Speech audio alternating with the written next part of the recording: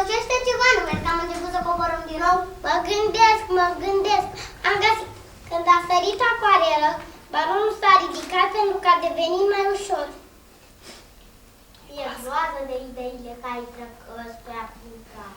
Hai să-l ascultăm. Trebuie să aruncăm pe cineva ca să se ușureze balonul. Ce? Propun să-l aruncăm pe cel care bombănește mai mult. Nu, cu asta nu sunt de acord. Eu propun să-l aruncăm pe cel mai greu. Nici asta nu merge, toți avem aceeași greutate. Habar n-am, hotărăște-te mai repede, că acum e cu plin de pământ. Trebuie să ne numărăm. Hai, să vedem cine iese. Să vedem cine iese să sară cu parașut. Bine, hai să ne numărăm. Unii, doni, fres, țintă, pinter, fres, Eni la sfârșit, țintă, pinter, a ieșit.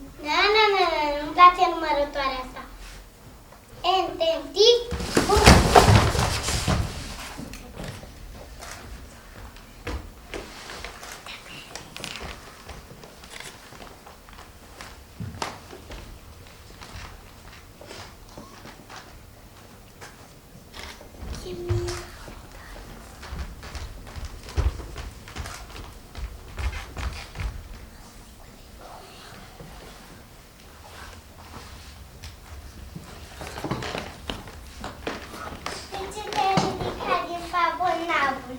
Tu cine mai ești? Mirana, doctor primar din orașul Prichinduțelor. Prichindei ăștia. Mereu nu scăcesc tot felul de șor. Chiar aveați nevoie să zburați cu balonul? Da, stați. Știu ce-o să-mi vă spun. Că nu o să mai faci. Așa spun toți prichindei. După aia se apucă de alte năzdrăvănii. Așează-te, bolnavă. Au! Fundul tău e plin de așchi. Va trebui să le scot. Și o să mă doară? Au! Asta nu e durere, pacientule. Ți se pare doar că te doare. Au! Mai țipa așa. Nu mai țipa așa, pacientule. Parcă te-aș tăia. Mai bine rămân cu așchile. Nu se poate, pacientule, să faci puroi. Ce tot o dai în sus și în jos cu pacientule? Mă cheamă habar n-am. Așa nume, așa prichidere. Gata, acum te rog să te odihnești. Au!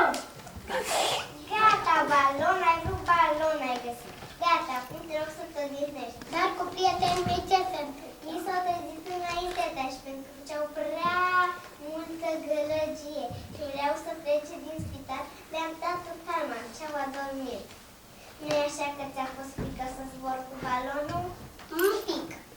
Vreau să scriu o poezie legată de expediția Prichindeilor și vreau să le pun niște întrebări. Spune-mi, te rog, cine a inventat zborul cu balonul? Pe cuvânt de onoare că eu! Ce interesant, povestește! Mă tot rugau de mult prichindeii noștri să născocesc ceva. M-am gândit 3 zile și 3 nopți. Și ce credeți? Mi-a venit o idee grozavă. Uite, fraților, le-am zis, o să aveți un balon. Și așa ne-am construit balonul. Și mai departe, ce a fost? Apoi ne-am urcat toți în coșul balonului și am început să o plutim. Acoarelă. Când am ajuns sus și ne-am uitat în jos, pământul nu era mai mare decât o plăcintă. Nu se poate, doar nu mă minți. Nu, și cum spuneam, zburam deci tot mai sus. Am ajuns la o înălțime unde gerul era de 1000 de grade. Balonul s-a răcit și a început să coboare. Acoarelă, un fricos, când a văzut că balonul cade, s-a aruncat cu parașuta. Și apoi, dintr-o dată, buf! Și mai departe, ce a fost? Nu mai știu, m-am trezit aici. Am și o întrebare. Unde-i pălăria mea? Într-un loc sigur ca să mă asigur că nu plecați de aici.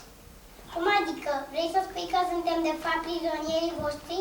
Nu tocmai, dar mai întâi vreau să vă văd că vă comportați civilizat. Îți dai seama ce însemna 4 prichindei bătăuși pe străzile orașului nostru, toată lumea să umple de mânătăși și de cuie.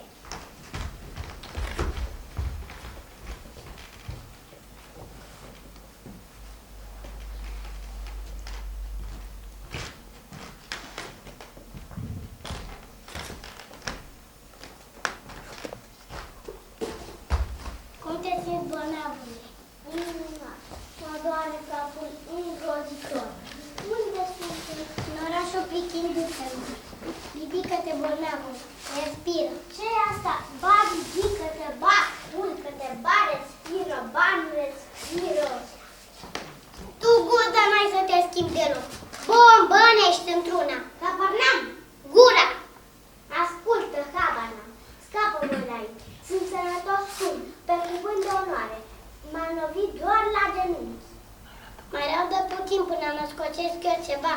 Mai promitem că de aici înainte o să mă asculți numai pe mine. Și dacă te vor întreba pichinduțele ține înscocite de cu balonul, să le spui că eu. Bine, doar scapă-mă din pușcăria asta. Și eu vreau să fug. Cum ești un medic bolnav? Am doar îngrijorare la umăr. Și să vezi ce tratament îmi aplică. Pe din afară plastul cu miere te-am ghici. Miere? Recunoaște totuși că tratamentul nostru de vindecare e mai bun decât al vostru. Orice leziune, rană, furungul trebuie unse cu mierea. Mierea este o substanță dezinfectantă bună. Nu pot fi de acord cu dumneata. La teren mie trebuie unse cu iod. Este foarte bun dezinfectant. Pentru pichindeni mi-au devinat de mei până la nimic. De ce? Doar ai recunoscut singur că tratamentul cu miere este nedureros. Și un tratament chiar trebuie să fie atât de dureros? Pentru prichendeni neapărat. Dacă prichendea s-a aruncat și se lovește, rana trebuie să atâtă cu iod. Pentru ca durerea să determine pe prichendeni, atunci când mă să mă s-a aruncat, să realizeze cât de periculos poate fi, pentru că trebuie să aibă în vedere pe toate. Și cine ți-a dat voie să te îmbraci cu halatul meu? Păi dacă mi-a luat pălăria. Prichinduțele astea. De ce ți se pare rău să fii prichinduță? Păi nu e rău, dar să fii prichindel este și mai bine. Eu sunt guzlă muzicantă. Și noi avem multe prichinduțe care se pricep la muzică. Floricica e un mare poet. Și noi avem pe Floare de colț. El e habar n-am.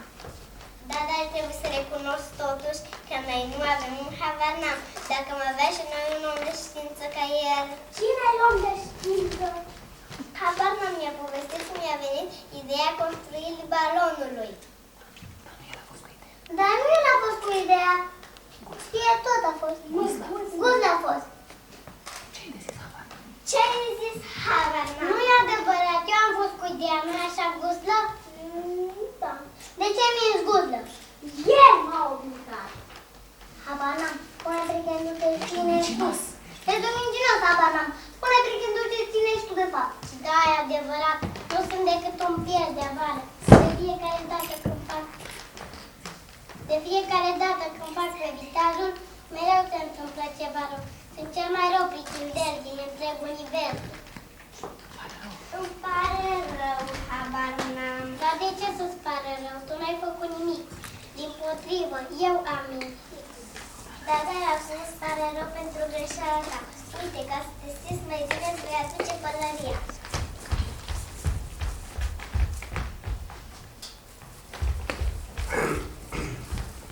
Cred că a venit timpul să vă dăm drumul prichindeilor.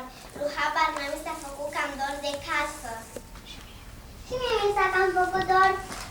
Atunci, ce mai așteptăm? Sunteți gata? Gata!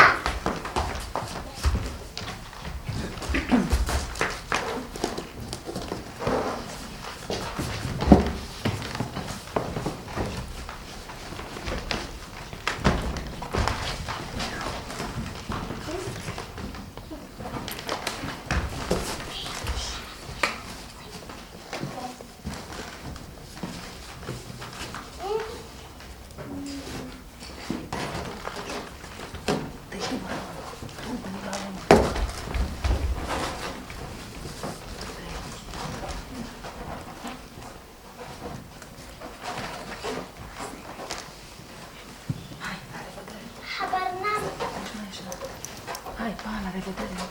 Pa, la revedere!